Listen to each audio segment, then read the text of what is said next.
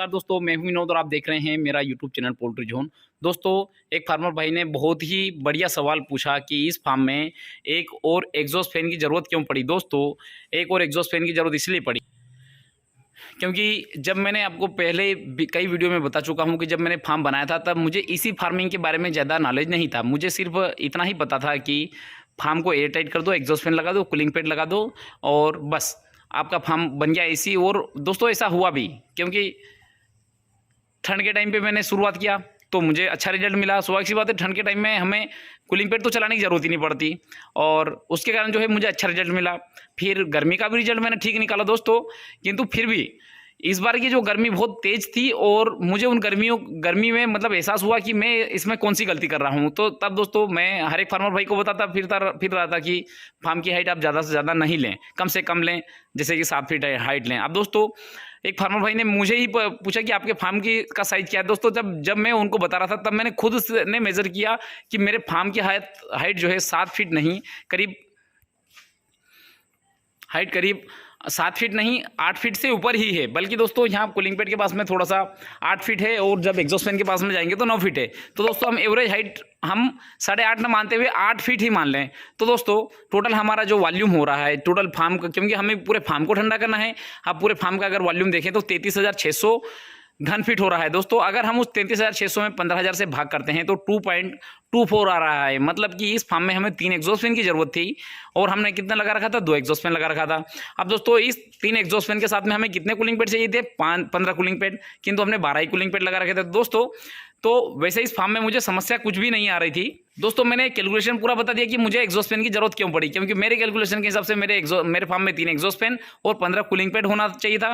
किंतु दोस्तों, पिछले 1 साल से जो है मैं यही बात सीखने की कोशिश कर रहा था कि मैं हर बैच में नोट करता था, क्योंकि दोस्तों सीजन हर बार जो है अलग अलग आता है। एक बैच जो है 2 बैच जो है एक सीजन में 2 बैच निकल जाती है। तो दोस्तों, जनरली बरसात और ठंडी के समय में जो है ये कैलकुलेशन में नहीं निकाल पाया, क्योंकि ऐसा ज़रूरत ही नहीं पड़ने दी, एक ही एग्जॉस्ट फैन मेरा पूरा काम कर देता था। अब दोस्तों, इस बार की जो गर्मी में मैंने नोट किया कि फार्म के अंदर का टेम्परेचर जैसे वहाँ कूलिंग पैड के पास में तो 28 डिग्री के आसपास आ रहा था, किंतु दोस्तों यहाँ पे अब जैसे एक हाइग्रोमीटर मैंने यहाँ पे लगा रखा था, एक हाइग्रोमीटर मैंने लास्ट में लगा रखा था, एक हाइग्रोमीटर मैंने देखिए अभी भी लगा हुआ है, मैंने यहाँ पे लगा रखा था। ये देखिए, ये आपको नीचे दिख रहा होगा, मैं आपको दिखाई देता हूँ दोस्तों। ये है सही हाइट जो है हाइग्रोमीटर लगाने की। ये अभी का टेम्परेचर दिखा रहा है करीब 35 डिग्री और ह्यूमिडिटी दिखा रहा है 21%। तो दोस्तों, मैं 3-4 जगह पे हाइग्रोमीटर लगा के रखता हूँ ताकि मुझे हर जगह का एग्जैक्ट टेम्परेचर मिले, क्योंकि मैं खुद जो है एक स्टैंडर्ड पोल्ट्री फार्मिंग करना चाहता हूँ, ताकि मैं आप सभी को बता सकूं कि हाँ, वास्तविकता में ये समस्या पोल्ट्री फार्मिंग में आती है।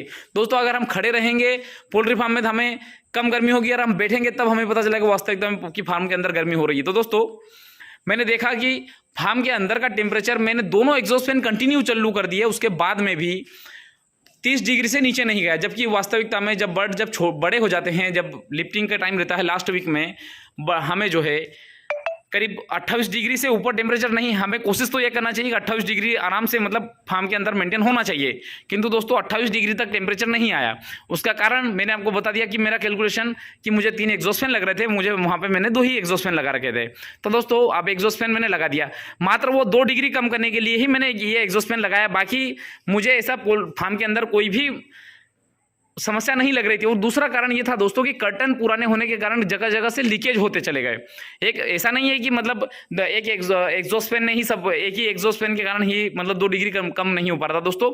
इसके पहले जब मैंने फार्म बनाया था तब सारे कर्टन आए थे और इसके कारण 1 साल तक फार्मिंग में मुझे दूसरे एग्जॉस्ट फैन की जरूरत ही नहीं पड़ी। मेन तो रीजन ऐसा नहीं है कि एग्जॉस्ट फैन से ही सब कुछ हो रहा था, मेन तो कर्टन के ऊपर भी डिपेंड करता है कि अगर आपका फार्म टाइट कितना है, एयर टाइट कितना है।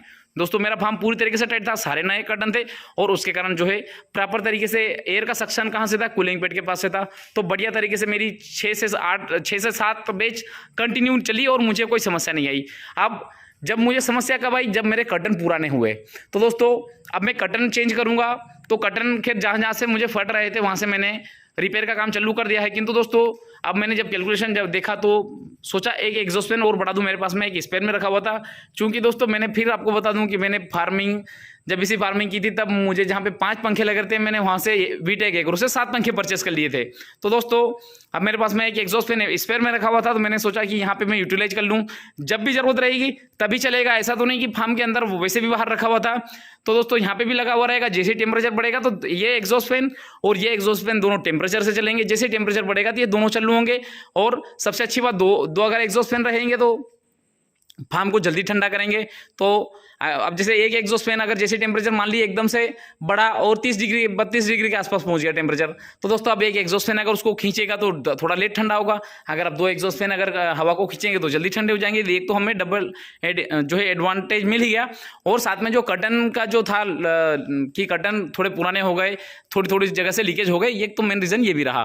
तो दोस्तों आशा करता हूँ कि जो भी फार्मर भाई जिसने भी ये क्वेश्चन पूछा, और बहुत बढ़िया क्वेश्चन पूछा, और मेरे फार्म से रिलेटेड स्पेशली पूछा, तो मैं आपका जवाब बिल्कुल देना चाहूँगा। और दोस्तों मैंने दे भी दिया कि कुछ कर्टन फट गए थे और कुछ मिस कैलकुलेशन के कारण जो है